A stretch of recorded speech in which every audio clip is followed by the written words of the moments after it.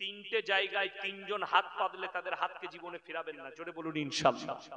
তিনটে লোক যদি তোমাদের কাছে হাত পাতে, কোরআনে আছে।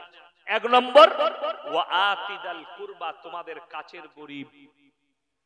কাছের গরীব কানে কানে বলল আপনাকে, ভাইজান আমার বাড়িতে চাল ডাল কিছুই নেই, 200 টাকা দে না, বাড়িতে চাল ডাল কিনে খাবো।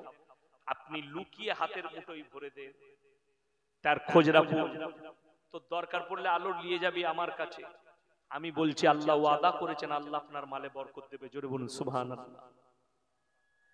দ্বিতীয় নম্বর, ওয়াল ইয়াতামা ওয়াল মাসাকিন, এতিম আর মিসকিন যদি তোমার কাছে হাত পাতে। তৃতীয় নম্বর, ওয়াবনাস সাবিলি ওয়ালা তুবাদ্দিল তাবদীল, মুসাফির, কাছের গরীব, এতিম মিসকিন আর মুসাফির, এই তিনজন যদি তোমাদের কাছে হাত পাতে, এদের হাতে যদি তোমরা পয়সা দাও, এদের দোয়াকে আল্লাহ কারেন্টের মতো কবুল করবেন, জোরে বলুন সুবহানাল্লাহ। আমাদের দেশের লোক দেখবেন একটা গুণ খারাপ আছে, কোন যদি মানুষ টাকা চাইতে আসে, অনেক লোক কথা শোনায় না, তোমার শরীর আছে খেটে খেতে পারো না, তুমি ভিক্ষা চাইছো। নবীজি সাল্লাল্লাহু আলাইহি সাল্লাম বললেন, তোমার শক্তি থাকতে ভিক্ষা বৃদ্ধি করো না। নবীজি আবার বললেন, কেউ যদি হাত পাতে তাকে তোমরা অপমান করে ঘুরিও না। যারা দান করেন, 1 টাকা 2 টাকা হোক আর 100 গ্রাম চাল হোক, মনে মনে ভাববেন আল্লাহ আমাকে দেনেওয়ালা বানিয়েছে, চাহনেওয়ালা বানাই। আমি হাত পাতিনি, আল্লাহ তো আমাকে দেনেওয়ালা বানিয়েছে, সামনেওয়ালাকে আল্লাহ হাত পাতিয়েছে। শুকর আদায় করবেন সিজদায় পড়ে যে আল্লাহ তুমি আমাকে দেনেওয়ালা বানিয়েছো। 1 টাকা দেন আর 2 টাকা দেন, আল্লাহ তোমাকে দেনেওয়ালা বানিয়েছে, তোমাকে চাহনেওয়ালা বানাই, তোমাকে হাত পাতনেওয়ালা বানাই, আল্লাহ তোমাকে দেনেওয়ালা বানিয়েছে, এটা মনে রাখবে। আর মুসাফির, এই তিনজন আল্লাহ মাল কারে কখন শুনেলেন, ইন্নাল মুবাদ্দিরিনা কানু ইখওয়ানাশ শায়াতিন ওয়া কানা আশ-শাইতানু লিরাব্বিহি কাফুরা। মানুষ যখন অপব্যয় করে, আল্লাহ কোরআনে বললেন যারা অপব্যয়কারী তারা হচ্ছে শয়তানের ভাই। শয়তান জাহান্নামী, তার ভাই যারা হবে তারা জান্নাতে যেতে পারবে না। অপব্যয় কাকে বলে? আপনার হালাল টাকা আপনি লটারিতে খরচ করছেন, মেয়ের পেছনে খরচ করছেন, মদে গাঁজায় খরচ করছেন, গান বাজনায় খরচ করছেন, ইসলাম বিরোধী কাজে আপনি খরচ করছেন, এগুলো হচ্ছে অপব্যয়। আর আল্লাহ কোরআনে বললেন এরা হচ্ছে শয়তানের ভাই। তখন আল্লাহ মালকে কেড়ে নিবেন তোমার কাছ থেকে। অনেকজন বলে হুজুর বেঈমান কাফেররা তো এত পাপ করে, তাদের কেন মাল থাকে? এইখানে একটা পয়েন্ট আছে, কিয়ামতের দিনে পাপ আর পুণ্যের হিসেব হবে মুমিনের। কথাটা বুঝে এসছেন আসেনি? কার? যারা ঈমান এনেছে তাদের। যারা ঈমান আনেনি তাদের জন্য জাহান্নাম ছাড়া আর কোনো পথই থাকবে না, হিসেবই থাকবে না। কথাটা বুঝতে পেরেছেন না পারেননি? বুঝাতে পারলাম? তাদের জন্য কোনো হিসেবই থাকবে না। যারা রাসূলের প্রতি ঈমান আনেনি, আল্লাহর প্রতি বিশ্বাস আনেনি, তাদের হিসেব নিকেশই থাকবে না। তাদের জন্য ফি নারি জাহান্নামা খালিদিনা ফিহা, তারা দাখিল হবে জাহান্নামে। হিসেব হবে তো ঈমানদারের, মুমিনের, যারা কলমা পড়েছে, বিশ্বাস করার পরেও যারা পাপ আর পুণ্য করেছে তাদের আল্লাহ হিসেব নেবে, হিসেবটা তাদের হবে। আমার মুসলমান ভাই খুব ভালো করে বুঝবেন, চতুর্থ নম্বরটা ওয়াল্লাযীনা হুম লিফুরুজিহিম হাফিজুন, এবং তারা যেন নিজেদের লজ্জা স্থানের রক্ষণাবেক্ষণা করে। হে পুরুষ, হে যুবক, তোমার মধ্যে আল্লাহ যে যৌবনটা দিয়েছে এটা শুধুমাত্র তোমার বিবির হক, তোমার বিবির হক।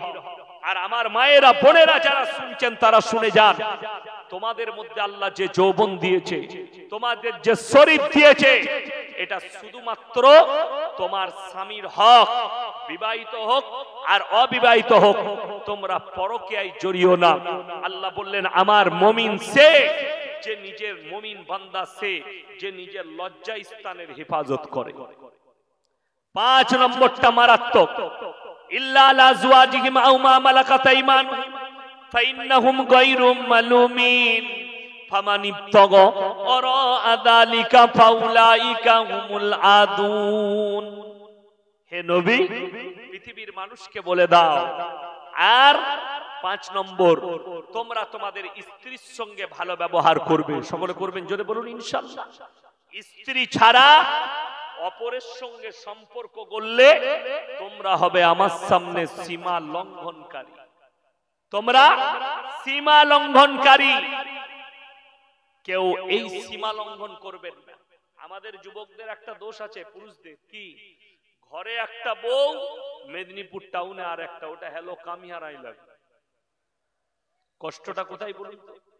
আপনি যদি মেদিনীপুর টাউনে বাস স্ট্যান্ডে কোন লোকের বউয়ের সাথে গল্প করেন, ভেতরটা কিন্তু হাওড়া শিয়ালদা হবে। হবে না? হবে না? একটা করে কথা বলবেন আর মনে মনে হবে কেউ দেখলেনি, কিন্তু কেউ দেখলো। হবে না? হবে না? ভেতরটা। আপনি যদি বিবির সঙ্গে সারা রাত গল্প করেন, পৃথিবীর কেউ প্রশ্ন করবে না কেন তোর বিবির সঙ্গে মজাক করছিলি, গল্প করছিলি কেন? স্ত্রী হচ্ছে হালাল, আল্লাহ আপনাকে দান করেছে। আপনি সারা রাত গল্প করুন বুকে জড়িয়ে ধরে, কোনো দোষের নাই, কিন্তু তুমি পরকীয়ায় জড়িও না। এটা কিয়ামতের আলামত।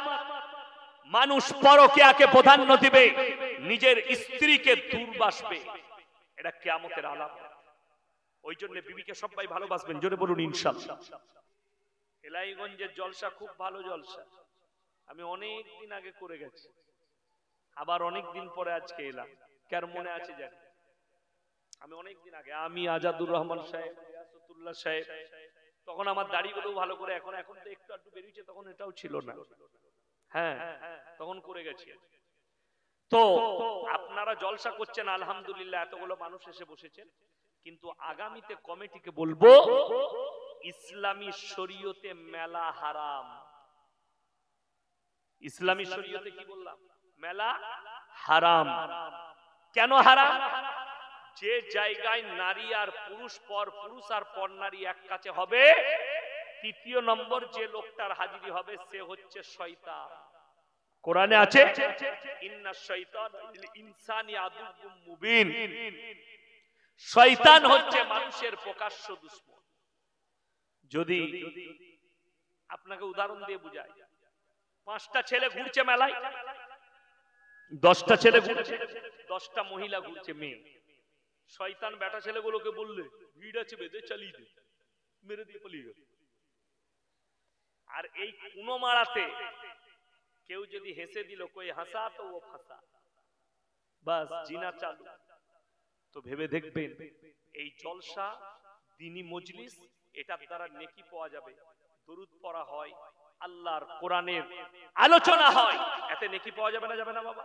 যদি নেকি পাওয়া যায়, আর একদিকে যদি জিনার আড্ডাখানা বসিয়ে দেন, তাহলে নেকি আর পুণ্য সমান সমান হয়ে গেল, তো কিছুই রইল না, মাল ফাঁকা। কিয়ামতের দিনে আপনি বলবেন আল্লাহ আমি পূর্ণ জন্য করেছি, কিন্তু দেখতে পাবেন সবই ফাঁকা। তখন আপনি কি করবেন?